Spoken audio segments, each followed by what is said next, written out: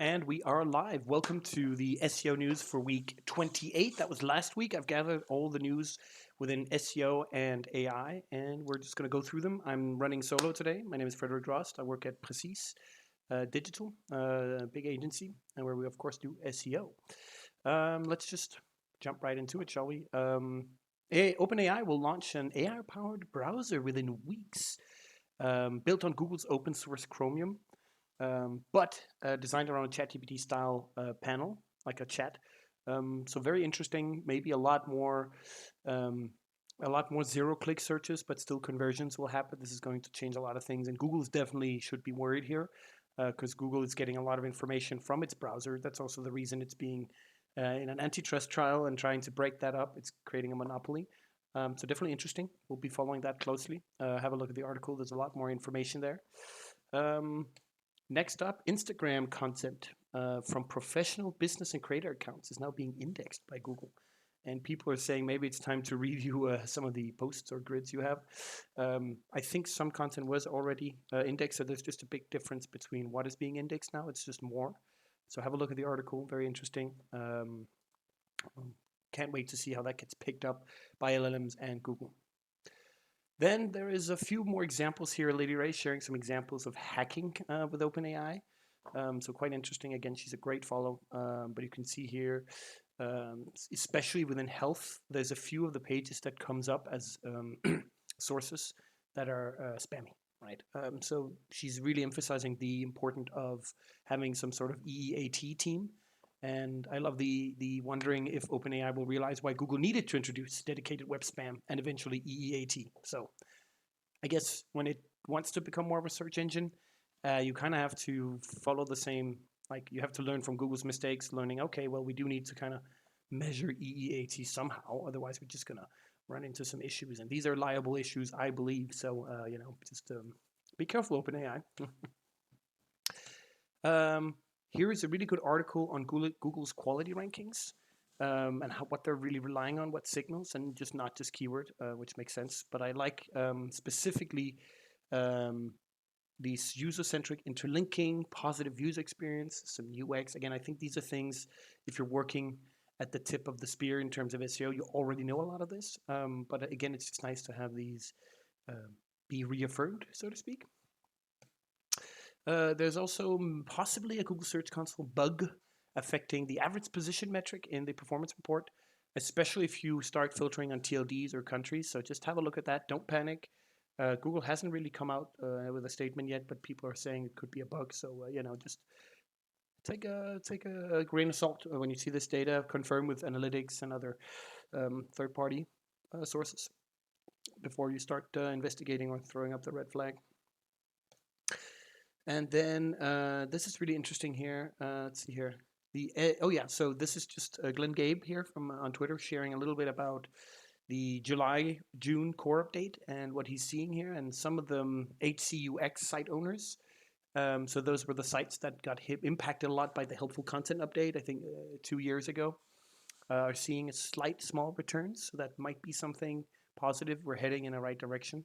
Again, the sites need to be helpful. We can't just be spam. But there's also a word of rich snippets returning, featured snippets returning, showing up in AIOs, etc. So, I'll follow along here, but he's definitely a good follow as well, Glenn Gabe.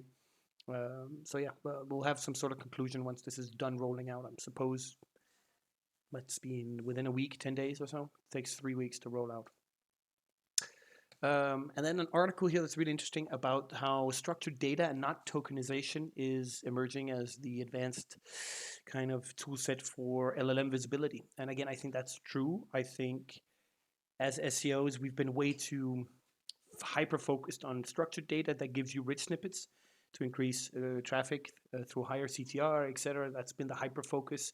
And now we're moving into an era where we might actually want to mark up things that are not necessarily going to give us a rich snippet. So, of course, we can definitely focus on product markups and all these other things. But just because we don't get that lovely little FAQ snippet anymore doesn't mean we should mark up our FAQs. So there's just another reason to do it now. So very interesting article, some good points. Have a look. Then there is a classic model of keyword research that is no longer effective in today's AI-driven search environment. So they're basically talking about keyword universes here. I think this is something we've been doing way before AI even became a thing. Working with topic clusters, authority. It's good UX as well. Like you land on a category page and there's a little text saying, hey, if you want to read a guide about this, or we've also got this, and like just having this kind of universe is something we've been working with a long time. It's just nice to see that people are catching up to this, and a lot of this is just kind of, hey, remember, it's important.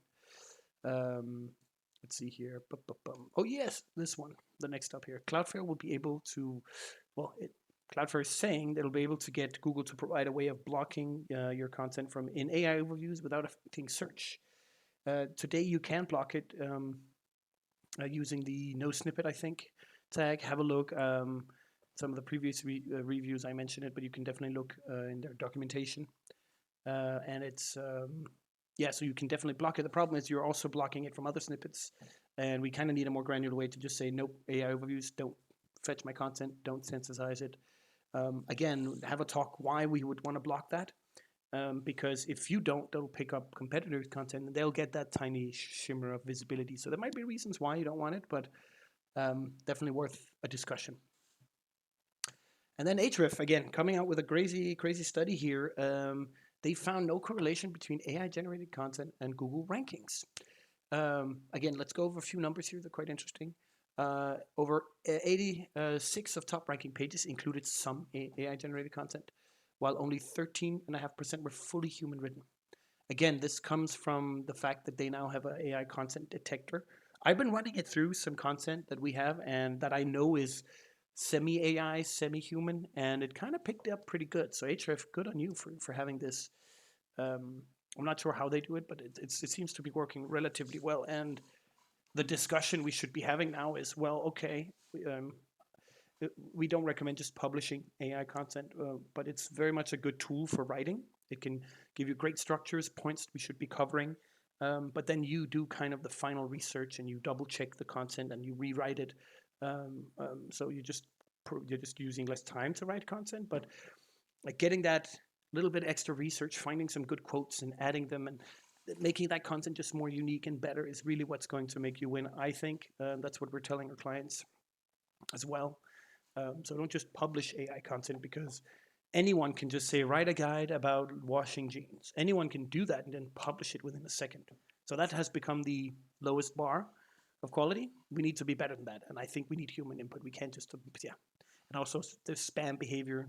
We've seen these curves where people start publishing thousands of pages a day and then suddenly they drop. So that is very much a spam signal if you're doing that as well. I would not recommend that to anyone.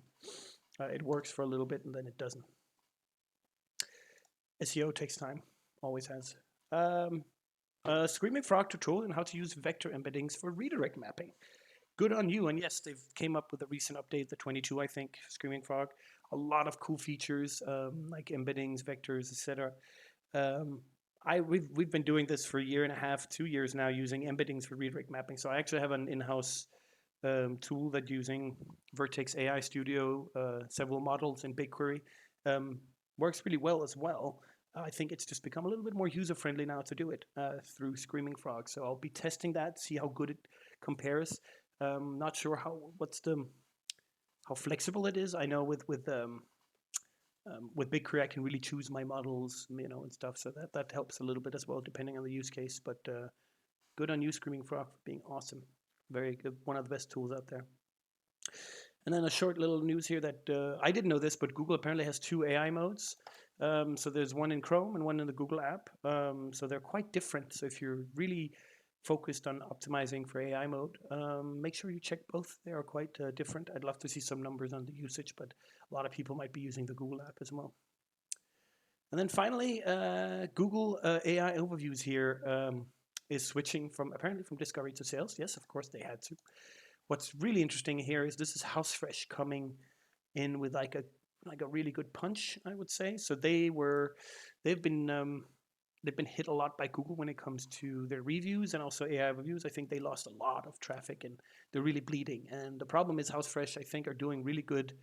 They're doing good good tests.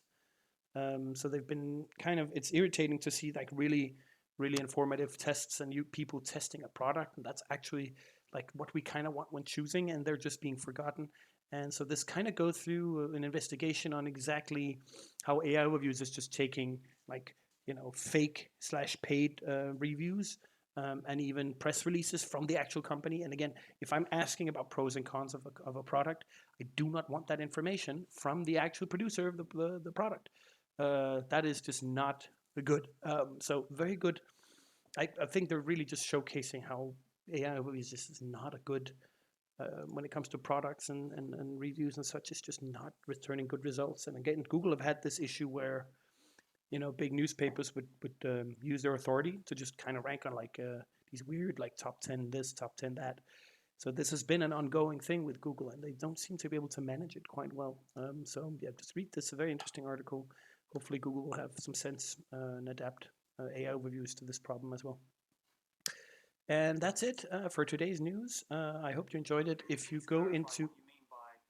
No, Google, I was not talking to you. My phone. Yeah, all the links and titles for all these news are in the video description, so go there. You can then further read up on it. You definitely should. Some of these are interesting.